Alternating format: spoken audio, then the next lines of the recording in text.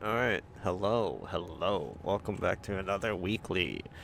New week, new weekly. Sadly, we're back with Hellfire again.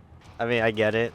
They're getting ready for the rearmament update, getting it fixed up and ready to go for October 31st, which is like a month away now. By the time this video will be uploaded, it would probably be like October 5th for this weekly.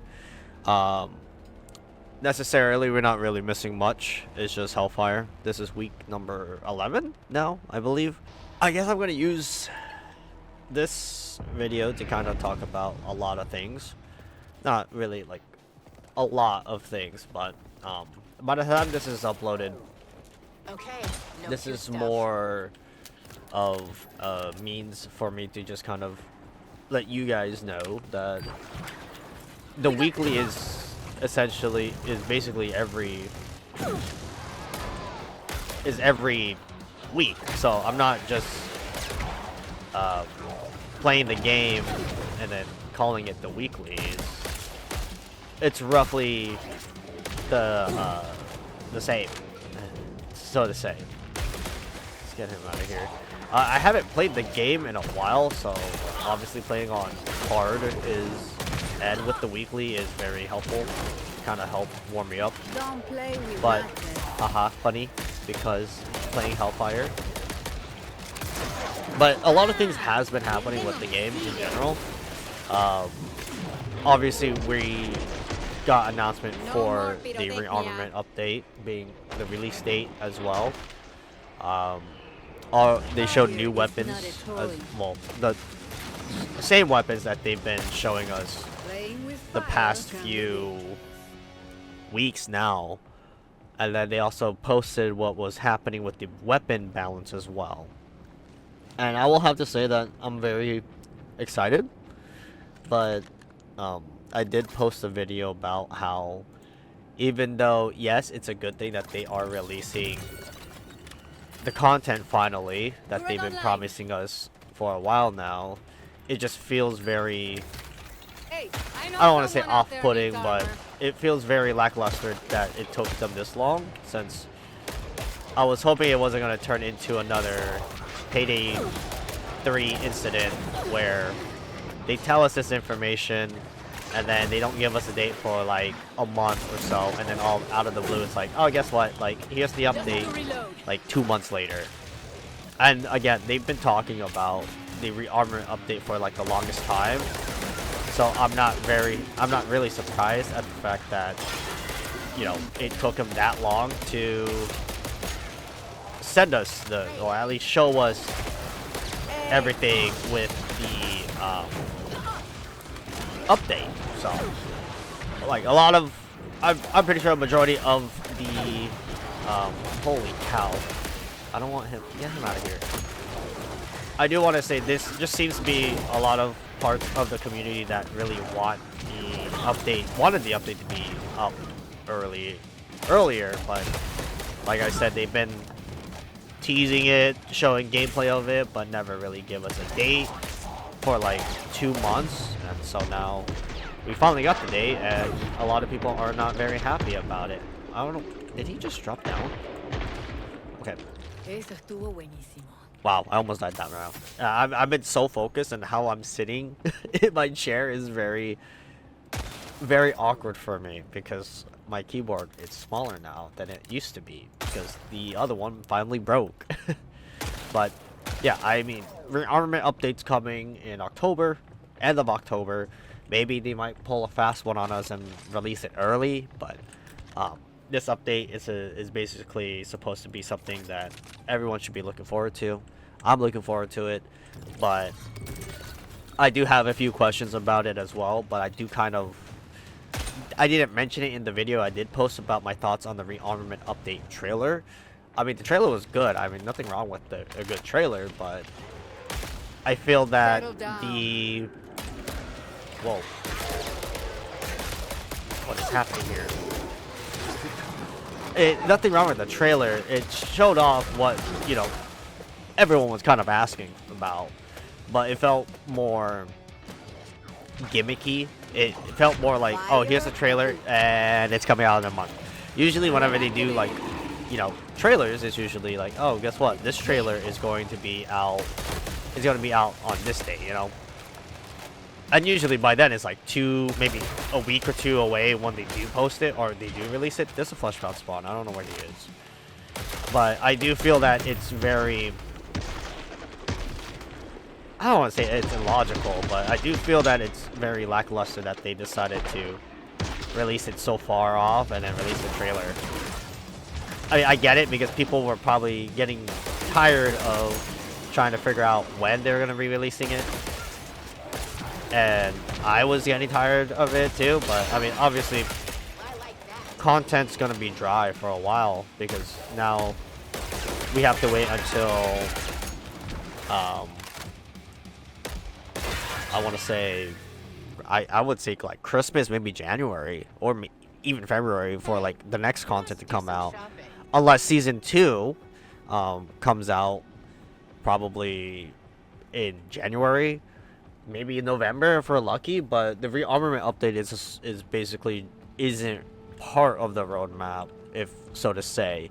It's because Season 2 is when the jungle map comes out, or the prison map. I don't know why I say jungle, but the prison map comes out, as well as DJ Scully, which, again, I'm waiting. I really like the fact that they're bringing him back.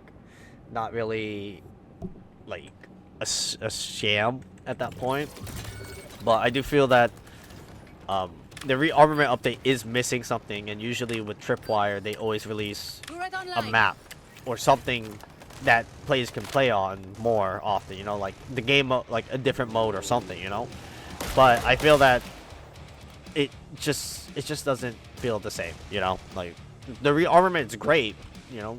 People are probably going to be coming back to KF3, but like I said, I'll probably link the video of my thoughts on it later in the description. But basically, I do want to say that it's just, you know, it's great that they're finally releasing it, but to me, I just feel that it's very, not disingenuous, but it just seems very late, but obviously better late than never, rather than, no, that's Drake spawn? I didn't even know. And so, it just, I don't know, to me it just feels very, I'm not too fond of stuff being late, honestly. Like, it's very understandable, since they do want to be able to perfect what they're working on and, you know, get KF3 on its feet, because obviously community wasn't very happy with the game itself, and obviously it shows, and they just want to be able to make things perfect for the players. But I don't know, I just feel that it's very, very interesting, in my opinion, that they are trying to go around it that way. Like, the weapon balance, not bad. I mean, I do have some complaints here and there about certain things, but I mean, in general, weapon balance was kind of like okay, because they're just all based on accuracy and stability, recoil management, hipfire. Every weapon essentially got a buff, but while a few didn't, which I'm very confused about. But again, I do have a video about that whole buff, that whole change as well, and mods themselves are going to be getting updated to where they'll be actually cheaper rather than expensive. Oh, I thought I was going to freeze them that way. Okay, I'm getting inside. I do not want to do mortifier. Okay, hello. Okay. Is that a flesh pound too? Yeah, and I do feel like they are going to try and make the Artemis, primarily the sharpshooter weapons, feel more rewarding in terms of like shooting and fire rate. So they're going to make the fire rate more controlled, so that it's more arithmetic pattern. But apparently they want to make the Fieldmaster a hip fire machine rather than an aiming. But you know, like, I guess very odd. I mean, I feel like the Fieldmaster should have been one of the weapons that shouldn't have been buffed. or adjusted in a way, but apparently they just want you to be able to shoot from the hip with the Field Master for some reason, but I guess so. And even then, they removed the shakiness from the guns themselves too, so it's like, I don't know. I'm very confused about that. I am going to die from this. Hold on, wait. Get out of here. Okay, I didn't even know I could freeze her with that. But yeah, I mean, rearmament update. It's coming, but to some people, late than never. This perk decoupling, not a big deal.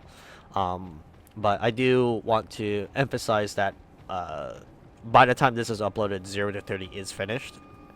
Since it's actually the day after I finished 0 to 30, which is basically reaching level 30 with the engineer.